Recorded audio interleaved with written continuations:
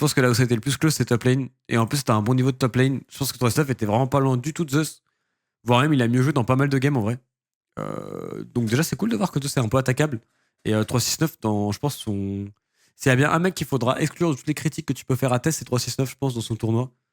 Moi, je le vois un peu comme Canal les deux premiers et BO de cassé. Si vous voyez ce que je veux dire.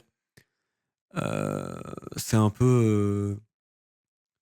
C'est un peu comme ça que je le vois. Vraiment, il a très très bien performé dans la globalité de sa compétition. Euh, le Peanut Canavi. Canavi, c'est dur. Hein. Canavi, ça a été faible. Hein. Peanut, par contre, Peanut, il a une mort par game. 16-1, 16 NDR.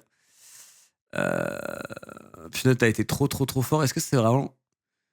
Mais en fait, je ne mettrais pas de 10 dans des 3-0. En fait, ça me fait pas kiffer. Quoique, est-ce que je mets un 10 à Peanut? Le fait contre Canavi, il fait des performances comme ça. Pour le coup, dans la game Maokai, dans la game Vi, il l'a littéralement téléchargé. En vrai, il fait un BO, c'est peut-être 10, hein. Il a littéralement téléchargé Canavi arrivait pas à jouer. En fait, si j'en mets un une fois. Après, moi, j'ai envie de mettre un 10 pour un mec qui performe de fou dans un BO5 où les deux équipes sont en forme. En fait, j'ai jamais envie de mettre des 10, mais c'est un 9 vraiment bien tassé. Hein. Mais c'est pas forcément par le KDA, c'est juste qu'il a été trop utile. Et franchement, dans sa gestion de ses camps de jungle, je trouve il a été trop fort. Où il a trop outplay Canavi. Il y a 2 fois où il invade Canavi et il se retrouve devant une parcelle de jungle complètement vide. En l'occurrence, la parcelle bot side. Il a 2 fois eu la même chose dans les BO. Zeka, quel monstre. Mais c'est un 9 qui est moins tassé, je trouve. C'est un 9 aussi, mais c'est un 9. Tu vois, ce serait 9,5 Peanut, 9 Zeka. Il a été trop trop fort et Krim a été mauvais, hein. Un peu moins mauvais que Canavi, je pense. Parce qu'au moins, il tenait ses phases de lane, mais il s'est vraiment fait dépasser dans le BO. Il n'était pas du tout au niveau et lui aussi a eu un first stand très difficile. Il n'y a pas à dire. Quelle bête féroce lui aussi. Ouais, le problème c'est qu'il n'y a que des bêtes féroces. Il n'y a que Zeus que je peux pas mettre à 9, mais tous les autres, c'est que des bêtes féroces. Quand tu regardes les KDA comme ça, c'est terrifiant. Jackie Love, il se fout de notre gueule. Moi, je suis désolé, mais il se fout de ma gueule. Tout le first stand, il joue trop mal. Alors après, peut-être qu'il y a des problèmes, peut-être qu'il est pas bien en confiance et il y a plein de. Tu vois, il y a plein de. Comment t'appelles ça? De raisons, j'imagine. Et c'est fine, tu vois. Mais en tout cas, sa compétition, elle est très mauvaise. J'espère qu'il reviendra plus fort quand même, parce que c'est un bon joueur, mais il est vraiment pas dans les top A des mondiaux. Je pense qu'il faut clairement le sortir de ça, quoi. Delight est. Juste Delight, il est trop fort. Chris, pour ça a été un peu moins catastrophique que Jackie Love, mais pas terrible non plus.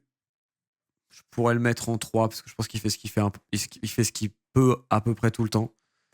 Mais ça se passe trop mal sur la game. Et globalement, Top Esport n'a pas été au niveau auquel ils ont été durant leur playoff de LPL. Plus ils ont joué contre un HLE qui, même sans forcer, hein. HLE leur a juste roulé dessus. Les deux équipes n'ont pas le même niveau. Il faut se mettre de côté pour Top Esports. Alors, le CFO cassé. Bah, on commence par le support, vu que c'est le support en premier.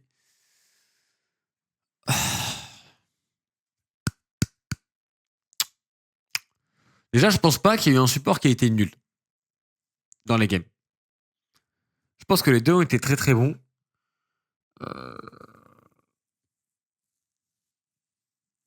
En fait, moi, ce que je trouve, c'est pourquoi je mets Targamas en deuxième meilleur performeur dans le truc, mais pas en premier. C'est que Kana, on le verra après, même dans les défaites, il était vraiment présent. Mais dans les victoires, je trouve que Targamas a un impact de fou. Donc c'est un 8 bien tassé. C'est pas non plus un 9 parce que je trouve que sa game de karma, il est vraiment piss useless. Ce qui est vraiment de sa faute, c'est aussi le champion, etc. Ils sont pas snowball, mais c'est un peu de sa faute aussi parce qu'ils sont pas snowball assez fort. Et sa game de paille qui fait quelques erreurs, qui coûtent vraiment très très cher. Il la joue peut-être un peu trop light, pas forcément lui en particulier, mais tout cassé. Mais du coup, déjà un bon 8 sur un BO5 contre CFO, c'est déjà une très très très très très bonne note. Et il a vraiment fait un BO archi solide. Et c'est clairement le deuxième meilleur support de la compétition, il n'y a pas à dire. Et il jouait d'ailleurs contre le troisième probablement.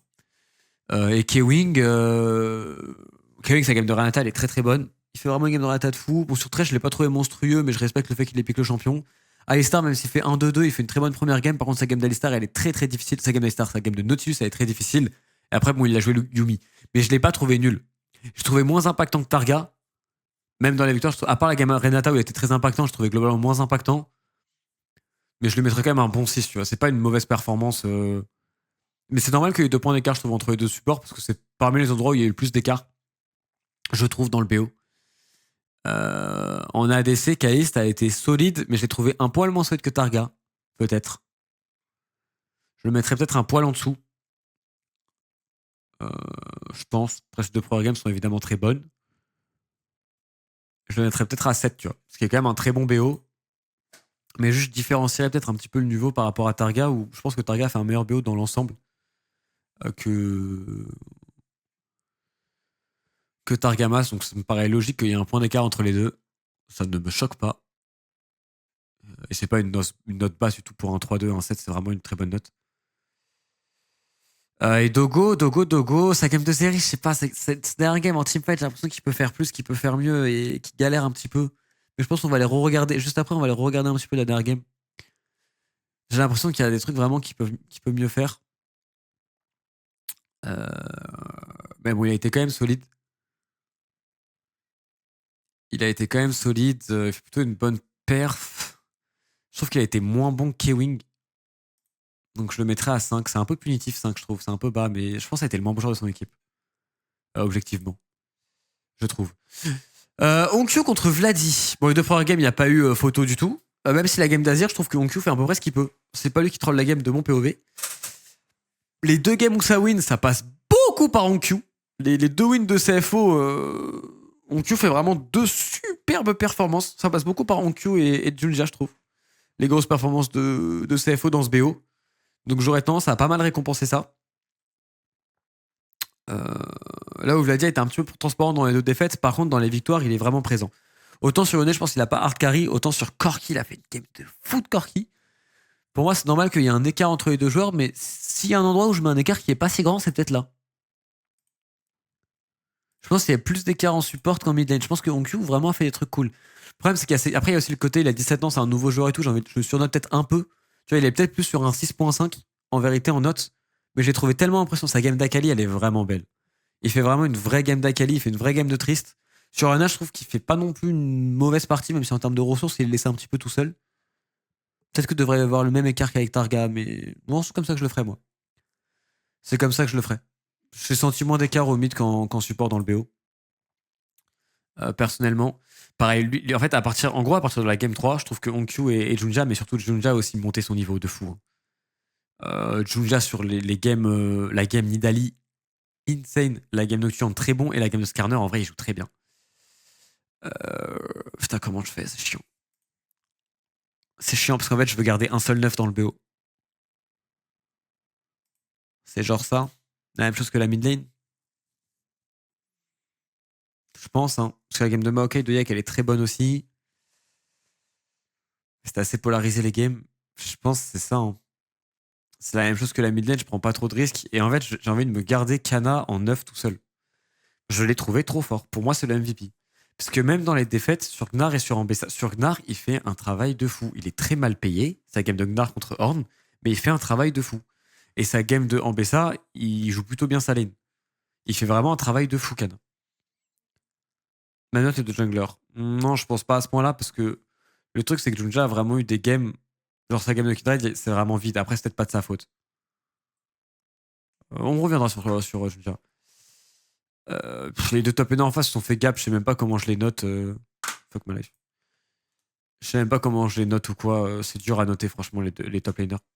Si je devais noter les 2 en globalité, de toute façon, pour moi, c'est là où il y a la moins bonne note, parce que c'est là où il y a le plus gros gap, en fait. C'est là où en fait, ils n'avaient pas le niveau de Face Kana. In a way. Même si Driver fait une bonne game de GP, il fait ce qu'il peut et tout, il arrive pas à snowball avec toutes les ressources. Pour moi, ils avaient pas le level. Donc Kana, enfin pour moi, top lane, c'est là que ça s'est joué beaucoup. Et même dans la game où Kana passe derrière avec Jax, trop fort. Et du coup, est-ce que je suis content avec ce que j'ai fait? Ça fait 9 et 4 au top, ce qui me paraît logique. 8 et 6 en support, ça me paraît grave logique. 7 et 5 en ADC, ça me paraît grave logique parce que je pense que les deux peuvent mieux jouer et ça n'a pas été personnages principaux. 8 et 7 en mid lane, je pense que c'est logique aussi parce que dans les wins, ils sont tous les deux très impressionnants. Bah, ce que j'excuse ici, c'est celle-ci parce que celle-ci, il peut vraiment rien faire, le frère. La game 2 de CFO, il peut vraiment rien faire. Est-ce que je mets 8 et 8 8, c'est bien payé quand même pour Junja. Après, les perfs qu'il fait dans les 3 derniers games, moi, je trouvais très bon.